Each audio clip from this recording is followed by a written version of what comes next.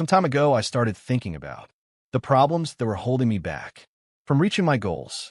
I was tired of getting the same results and facing the same problems over and over.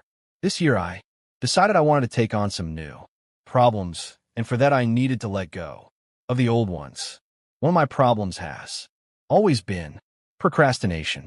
After a lot of reflection, or in other words, after taking some hits, I figured out how to handle it. I finally managed to let go of the sweet comfort of social media and started taking action towards my goals. However, I soon realized that starting something was the easy part.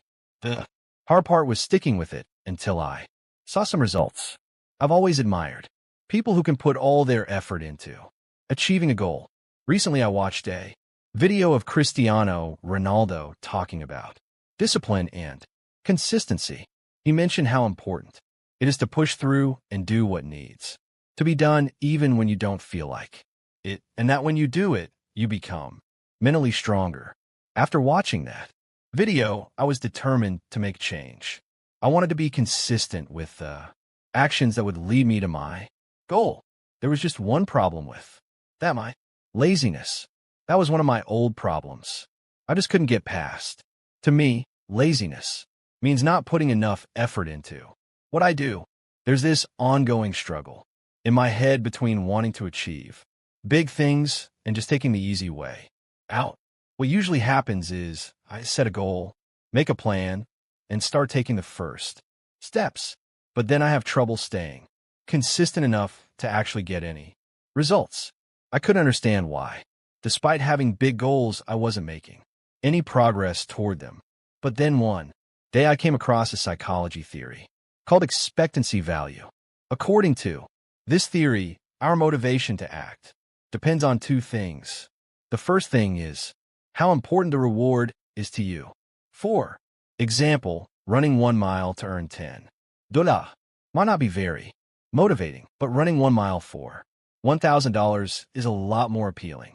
That part was pretty obvious. Of course, the bigger the reward, the more motivated we are to act. But the theory also says there's a second important factor: how confident we are in our ability to successfully complete the task.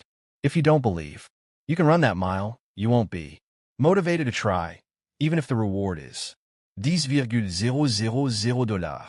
After all, why spend your time and energy if you don't think it's going to work out? That made complete sense.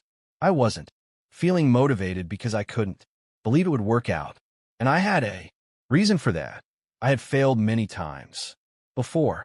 With my track record of failures, it was hard to believe I could achieve my goals. I had tried various approaches, but never stuck with any long enough to see results. In 5 years, I barely made any progress. My expectation of success was really low, and so was my motivation. But after a while, I realized I was looking at things from the wrong perspective. Once I adjusted that, everything changed. Before, I saw mistakes as proof that things wouldn't work out.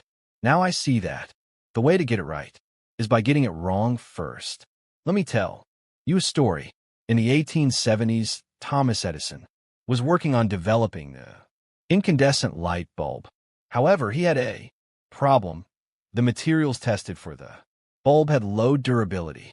After thousands of experiments without solving the issue, one of the team members expressed frustration over not having discovered anything yet. But Edison didn't see it that way. To him, they had discovered thousands of ways that didn't work. Thomas Edison found the solution to his problem after failing thousands of times. And here I was giving up after the third attempt. This thought hit me hard. What if I wasn't actually failing, but just quitting before it had a chance to work? After that, I started seeing my failures as part of the learning process. It took me 4 months to create the first video for this channel. The result, after almost a month of being posted, 3 views. Before, this might have made my motivation go down the drain. But now I simply understand that this is part of the game. When it comes to getting good at something, every failure brings us closer to success, as long as we're willing to learn from it. Of course, it's no use making mistakes and blindly following the same path.